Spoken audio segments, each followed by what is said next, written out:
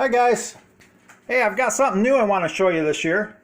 Now I love growing sweet potato slips every year, or sweet potatoes. And I usually start my own slips, and I start them usually right on the first day of spring or right around there. And look what we got here. There we go. We got some slips. We got some slips to come on. Now I did the jarred water method, but I've had great success doing this, but I decided to try the soil technique this year. And well, you look at this. Look at that. Look at how big and healthy that is compared to the water method. Those are puny. I mean, they're going to work out fine. You know, there's plenty of time for those to get. I'm going to get plenty of slips out of these sweet potatoes up here. The roots are doing wonderfully.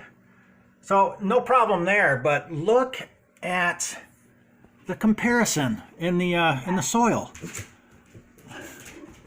Look at how much bigger these are. Wow.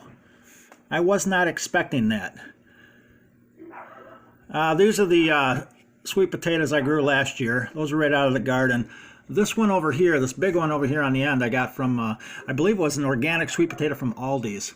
I just threw that in there to see if I can get a slip or two out of that. We'll see.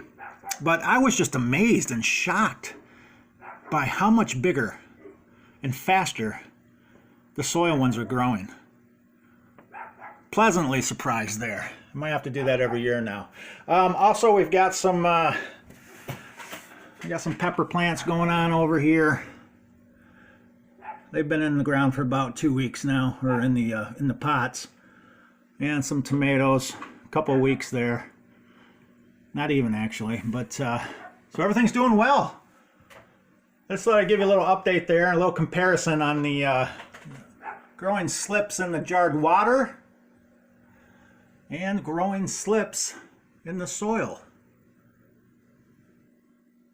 Loving it. Y'all have a good day. Bye.